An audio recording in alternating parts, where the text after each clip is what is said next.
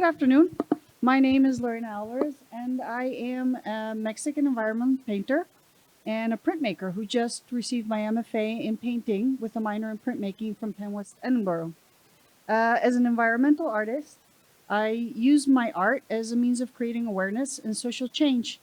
By having three-dimensional panels and building installations that make my paintings continue beyond the canvas, I encourage viewers to get closer to my pieces, walk, look around, go behind, under, immerse themselves in a very personal and unique experience. Um, this is from my most recent exhibit, which is, was my thesis show. So, in order to create my pieces, I first research places that have been abandoned. Like some of these are like asylums or towns that have been abandoned TNT factories. And I started traveling around Pennsylvania and fell in love with these places. I then go and take pictures and do some plein air pieces, which is one of the things that I am doing here, so that I can capture the moment in time. And my strokes are very free, very abstract and impressionistic in a way. And I just like once I've got the painting and my pictures, I go on to Photoshop. I am also a graphic designer, so I composite them and create these structures and these images that emulate what we have been doing with the environment, which really is about mankind, how we reclaim stuff. We go and destroy the nature. Nature is reclaiming the buildings that we are making as well.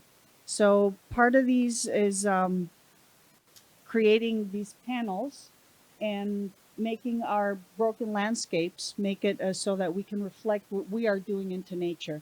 So these are all pieces that I personally put together. They're all wood on panel. And this one in particular is a lot of planning before you even start painting.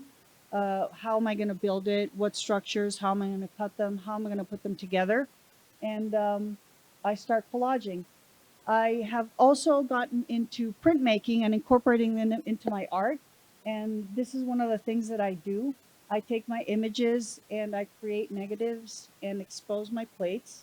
And then I define what parts are going to be incorporated into my painting.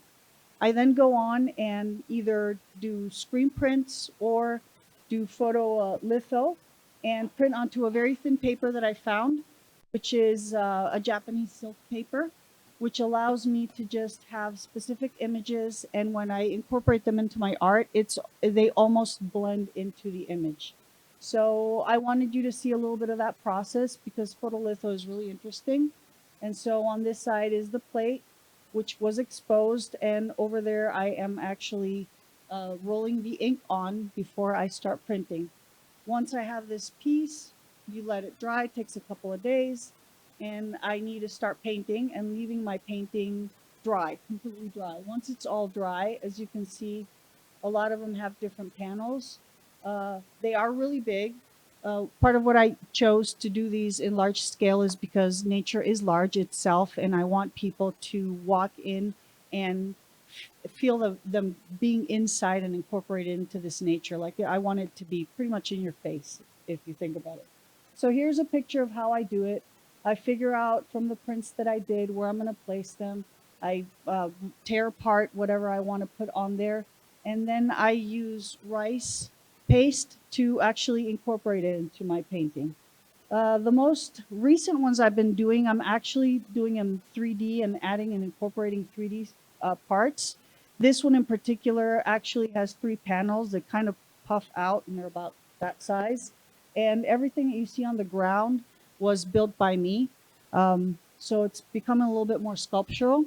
And in some cases, I also like to make these a little bit more like installations, where again, you can immerse yourself in the experience.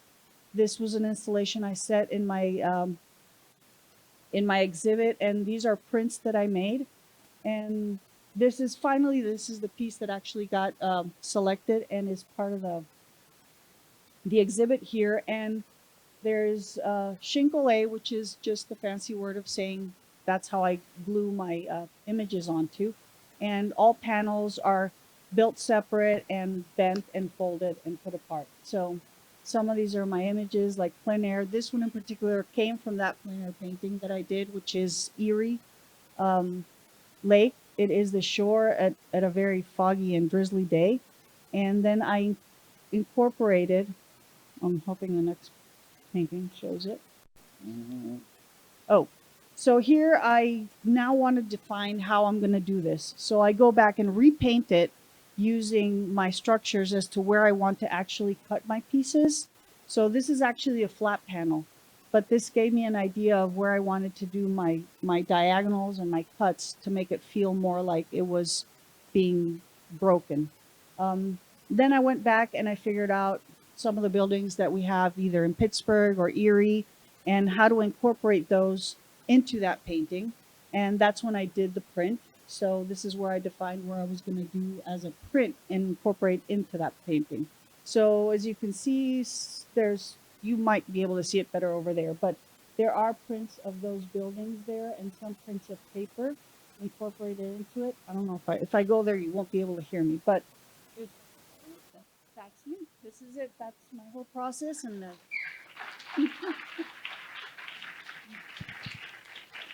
Thank you. Any questions? I have a question, actually. Okay. It seems like there's such a sense of time in these works, and I can't help but feel like there's a connection to time-based work, and it's interesting that you're including installation as a part of your practice. And I was just wondering how you consider, or are you considering expanding that? I do hope to expand it. And the reason I am doing these installations, everything I'm doing is I'm trying to pull elements from nature, reclaiming them, and then creating my own paintings, like repurposing them. And part of the idea of incorporating as installations is to actually have people feel a little bit more aware. It just, my idea is people need to understand what we're doing to our environment. There's so many, even here, there's so many buildings that people are destroying, or they're just sitting there full of trees grown in between them. And yet we're building more stuff and tearing down more trees. So the idea is, yes, to have more installations, have them larger and get closer and more personal with it, and create that impact. Hopefully a little bit of change will come from it.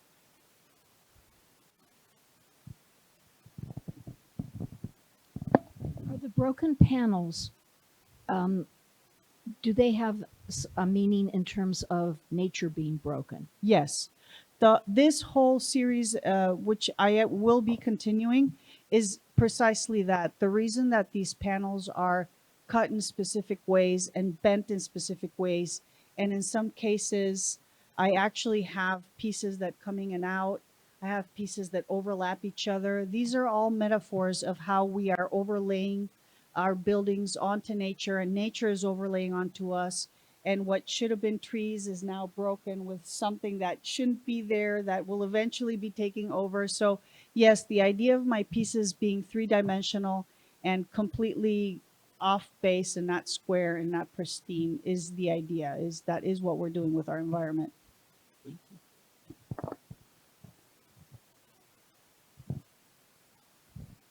Anyone else? Hi, Lorena. Can you talk a little bit about maybe how you're challenging the norms or the standards for painting? Oh, And wow. like at what point we kind of like call it sculptural or we call it assemblage? Well, it's been really a challenge. And there's a really quick, funny story. Throughout my 3 years, as I started developing this in a more traditional manner, everybody considered this as non-paintings. They were seen as something else. It's like, you're a painter. Why are you doing this? And they told me I was a craftsperson, right? And then I had somebody from Pittsburgh visit from actually the crafts house, and she looked at my paintings and she said, "Beautiful paintings." And I said, "What are?" And she's like, "What is your committee saying?" I was like, "Well, that they're not paintings, that they're craft." And she was like, "Well, if you were to send me this to put in my place, which is all crafts, I would tell you this is not a craft; it's a painting." So it's one of those where I'm stuck in the middle, but I think we just have to keep going. Just have to challenge the norms and change it. And as long as there's a purpose for it and it's not just to impress and just to do something different, then I'll just continue to do that. Thank you. Any other questions?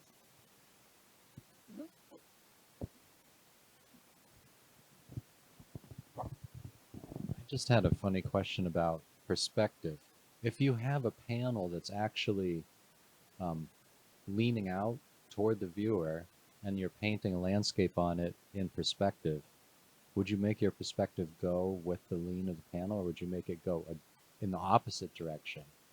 Well, it really depends on the painting. I have some that I actually wanted to continue and really feel like it broke off. And there's some where there are some of them that I actually want to do the opposite. And so I kind of like shift it. So it really depends on the idea behind my piece and the elements that incorporate it. So there's not like a set way of doing it. I just whatever feels good at that moment with that piece is what I go with.